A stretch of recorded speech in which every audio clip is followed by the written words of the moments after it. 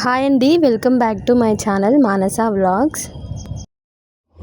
ఈ వ్లాగ్లో మొత్తం నా మార్నింగ్ రొటీన్ అయితే ఉంటుంది. ఎండ్ వరకు మిస్ కాకుండా చూడండి.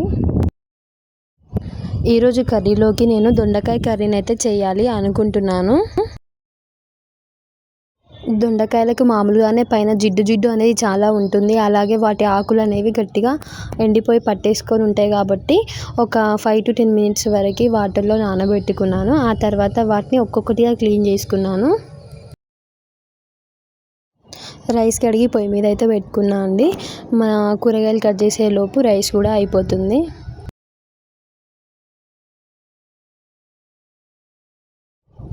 దొండకాయ కర్రీ అంటేనే ఫస్ట్ ఆఫ్ ఆల్ నాకు ఫుల్ భయం వేస్తుంది. ఎందుకంటే దొండకాయలు కట్ చేయడానికి చాలా టైం పడుతుంది. చాలా ఓపికతో కట్ చేయాలి. మళ్ళీ అందులోని ఇక్కడ నిల్చొని అటు అన్నం చూసుకుంటూ కట్ చేయడం చాలా టైం పడుతుంది.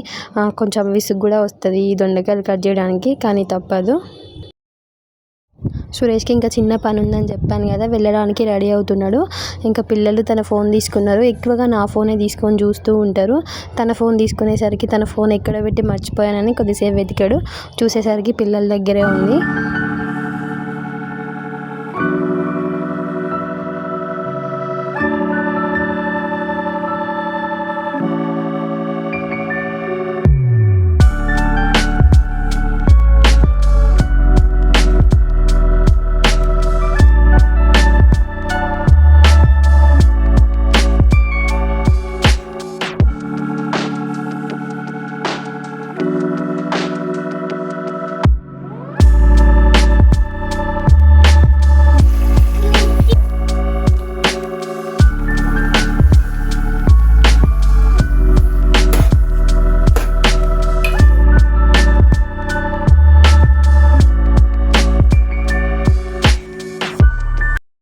ఫ్రై అంటే చాలా టైం తీసుకుంటుంది కదా ఏ కర్రీ అయినా కూడా. సో ఈ లోపు నేను ఇల్లు తుడుచుకున్నానంటే నా పని కొంచెం తక్కువ టైంలో అయిపోతుంది అనేసి కర్రీ పొయ్యి మీద వేసేసిన అండి. ఇంకా అది మంచిగా ఫ్రై అయ్యే లోపు నేను ఇల్లు తుడుచుకోవచ్చు అండ్ ఇల్లు తుడుచుకోవచ్చు. మధ్యలో ఆగడము, మళ్ళీ హ్యాండ్ వాష్ చేసుకోవడము, కర్రీ ఒకసారి కలపడము, లేదంటే అడుగంటిపోతుంది కదా, మధ్యలో కలుపుతూ ఇంకా ఇల్లు తుడుచుకోవడం అట్లా పనులు చేసుకుంటూనే ఉంటాను.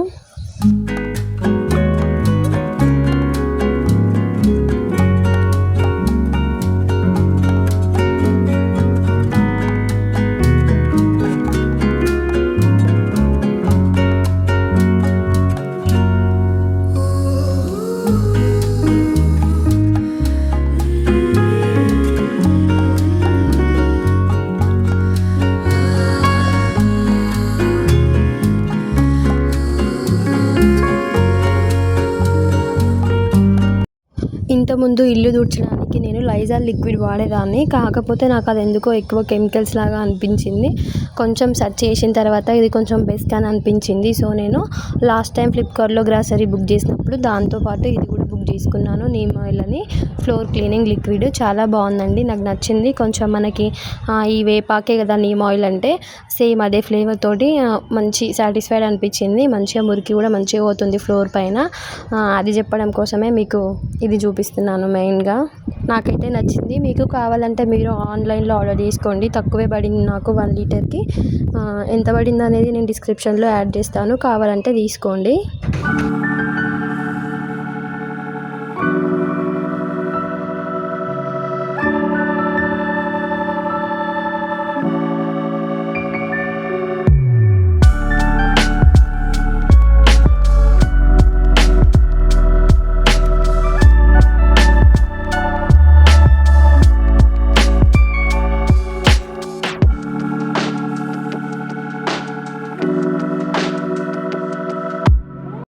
మేముండే ఇంట్లో ఫ్లోర్ అనేది టైల్స్తో ఉంటుంది. ఇది చాలా డేంజరస్ కదా, అంటే మార్బుల్స్తో పోలిస్తే చాలా డేంజర్. అంటే కొంచెం వాటర్ ఉన్నా కూడా ఫుల్గా జారిపోతుంది, కింద పడతారు. మా పిల్లలు చాలాసార్లు కింద పడ్డారు.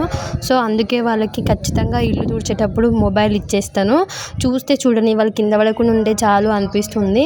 మా చాకి చూడండి వాటర్ కావాలని అడిగింది, ఇస్తేనేమో లేవట్లేదు. సరే వద్దులే అని వెళ్తుంటే కావాలి అంటుంది. పిల్లలు ఏదైనా మనం వద్దన్నదే చేస్తారు కదా, వద్దులే ఇంకా నేను వెళ్తున్నా అనగానే నాకు కావాలి అని వేస్తుంది. అంతసేపు బతిలాడించుకున్న తర్వాత మొబైల్ చూడడం వల్ల కొన్ని బ్యాడ్ థింగ్స్ ఉంటాయి, కొన్ని గుడ్ ఉంటాయి. మా పిల్లలు వచ్చేసి కొన్ని గుడ్ అయితే యూజ్ చేస్తారు. మా సాకి మంచిగా థ్యాంక్ యూ మమ్మీ అని అయితే బాగా నేర్చుకుంది. ఏం చెప్పినా కూడా ఏం చేసినా కూడా థ్యాంక్ యూ మమ్మీ అని చెప్తుంది. వాటర్ ఇవ్వగానే థ్యాంక్ యూ మమ్మీ అంటుంది. మ్యాట్స్ అన్నీ కూడా సర్ఫ్ వేసుకొని నానబెట్టుకున్నాను. మ్యాట్స్ పిండుకోవాలి. ఇంకా బట్టలు ఉన్నాయి, బట్టలన్నీ కూడా వాషింగ్ మిషన్లో వేసేసిన. ఇంకా ఫైనల్గా కర్రీ కూడా ప్రిపేర్ అయిపోయింది. ఫైనల్గా ఇందులోకి కొంచెం ధనియా పౌడర్ అయితే యాడ్ చేస్తున్నాను. మ్యాట్స్ కూడా నానబెట్టా, ఇవి కొంచెం నానితే కానీ మంచిగా మురిగిపోతాయి. ఇక్కడ ఇది చూస్తున్నారు కదా, వాష్రూమ్ దగ్గర ఉండే ఈ ఎడ్జ్ అనేది మా చాకి ముందు మ్యాట్ ఉంది కదా, అయితే అక్కడ వేరే మ్యాట్ ఉండేది. ఆ మ్యాట్ జారి తన వెనక్కి పడి తలకి బాగా దెబ్బ తగిలింది. ఒక 3 to 4 స్టిచ్చెస్ అయితే పడినాయి. అప్పటి నుంచి కొంచెం భయం వేసి నేను ఇక్కడ కొంచెం ఇట్లా జారకుండా ఉండే మ్యాట్స్ అయితే తీసుకున్నాను మీషోలో. వాటి లింక్ కూడా మీకు పెడతాను. మెయిన్గా నేను ఇవన్నీ నేను యూజ్ చేసేటివే మీకు చెప్తాను.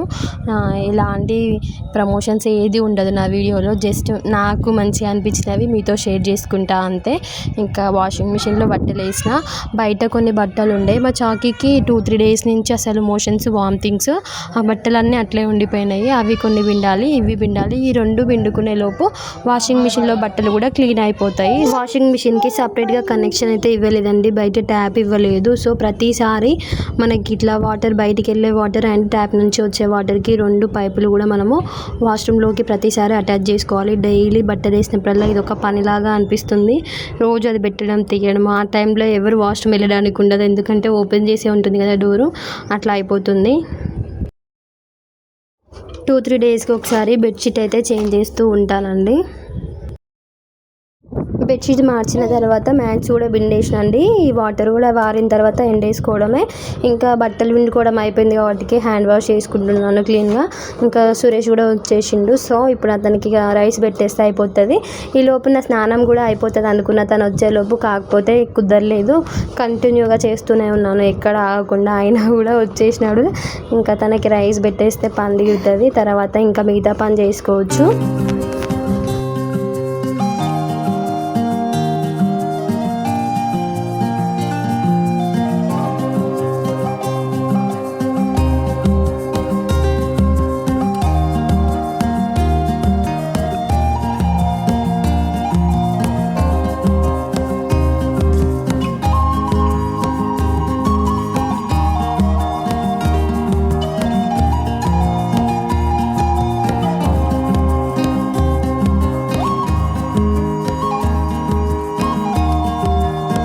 అన్నం తీసుకెళ్ళిస్తే మళ్ళీ నా వెనకే వస్తున్నాను చూసిన. అయితే ఏమైందంటే నైట్ చపాతీలు చేసిన.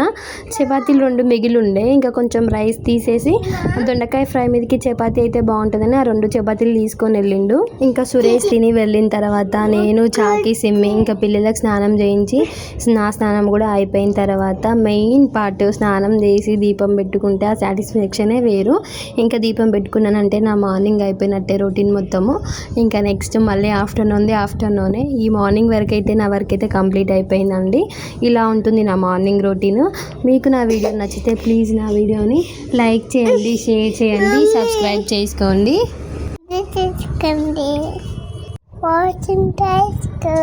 Thank you friends. సబ్స్క్రైబ్ చేసుకోండి.